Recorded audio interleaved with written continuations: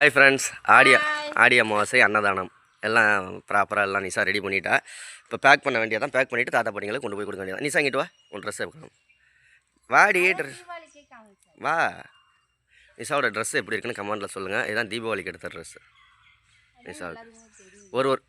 ஒரு வருஷம் ஆயிடுச்சுல்ல. இப்போ போட்டு விட்டேன் ஒரு பட்டாசு தீபாவளிக்கு இந்த ட்ரெஸ்ஸில் டம்முனுச்சு. பேச வேண்டாம். நம்ம தாத்தா பாட்டிகளுக்கு நீட்டாக கொண்டு போய் கொடுத்துட்டு வரோம். இட்லி சாம்பாரும் இட்லியும் இன்னைக்கு. ஆமாம், ஒரு இது பேக் பண்ணுற வரைக்கும் வீடியோ எடுக்கலாம். அதுக்கப்புறம் நானும் சேர்ந்து நிஷாவோட சேர்ந்து டக்குன்னு பேக் பண்ணணும். டைம் ஆயிடுச்சுல்ல. காலையிலே கொண்டு எத்தனை இட்லி வைக்கிற? 5 இட்லியா? சரி ஒரு ஆளுக்கு 5 இட்லி போதும். அதுக்கு மேலே எல்லாம் கீழே கொட்டிடுவாங்க, வேஸ்ட்டாக தான் போவோம். அப்புறம் 5 இட்லி சாம்பார் நல்லா கலக்கி விட்டு அடியில் பருப்பாக எடுத்து போடு. சரியா? பருப்பு காய்கறி எல்லாமே. பருப்பு காய்கறி நல்லா நிறையா கட்டு. கரண்டி ஏன்டா இவ்வளோ சின்னதாக இருக்குன்னு கேட்காதீங்க. கரண்டி நல்லா பெருசாக இருக்கும். ஆனால் இந்த கவருக்குள்ளே மட்டும்தான் போகும். கவருக்குள்ளே போகாது. இது எல்லாமே இப்படி எடுத்தேன்னா பாதி இது கீழே கொட்டும், பாதி இது கவருக்குள்ளே போகும். அதுக்கு தான் இந்த சின்ன கரண்டினா கரெக்டாக உள்ள ஒரு கரண்டியும் எடுத்து உள்ளே ஊற்றலாம். இன்னைக்கு அன்னதானம் பண்ணுறதுக்கு ஸ்பான்சர் யாருன்னா எங்கள் அம்மா. என்னடி வாயை பல்ல பொழக்கிற? அது அவங்க மாமனார் மாமியாருக்கு திதி கொடுக்குது இன்னைக்கு. ஸ்ரீரங்கத்தில் தானே? அது இல்லை, அவங்க என் அம்மா போய் அது இதுன்னு கூப்பிட்டா தான் அவங்க என்ன பக்கத்து வீட்டுக்காரவங்களே கூப்பிட்றோம், வாங்க போங்கன்னு கூப்பிட்றதுக்கு பாசம் இல்லாமல் போயிடும். அப்படி இல்லை, ஒரு மரியாதை. அவங்க வயசுக்கு ஒரு மரியாதை, அவ்வளோ. வயசுக்கு மரியாதை இல்லடி. இப்போ உன்னை தரணிஸ் அம்மா இங்கே வாங்கம்மா போங்கம்மா, அது வெளியில் கூப்பிடலாம். ஒரு 4 பேர் இருக்கையில் அப்படி கூப்பிடலாம்.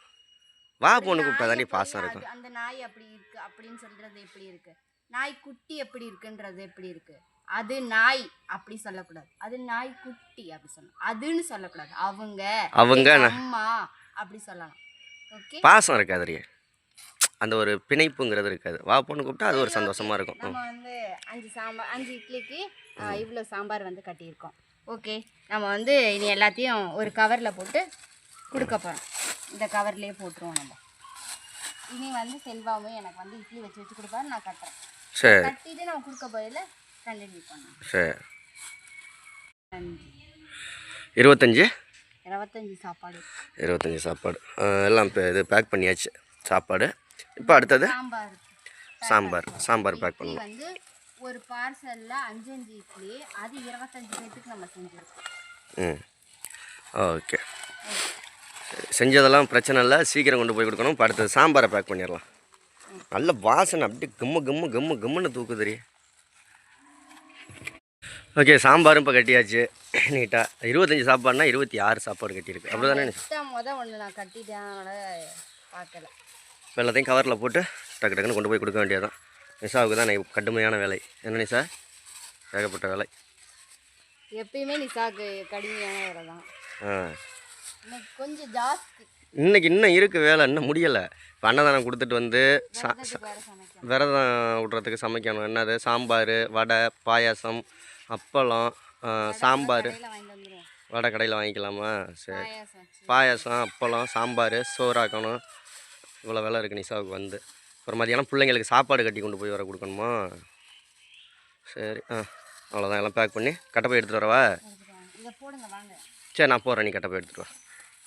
ஓகே ஃப்ரெண்ட்ஸ், நம்ம கோயிலுக்கு வந்தாச்சு. தாத்தா பாட்டிங்களுக்கு அப்படியே ஒவ்வொன்றா லைனாக கொடுத்துட்றோம்.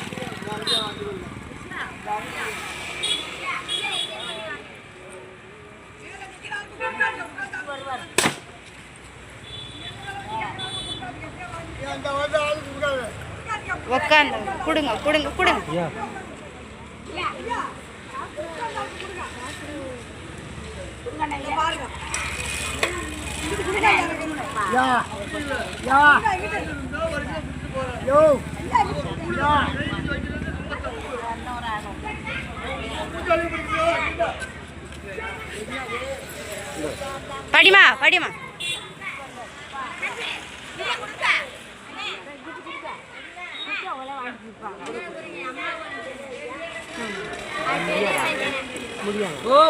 கொடுக்க முடியாது.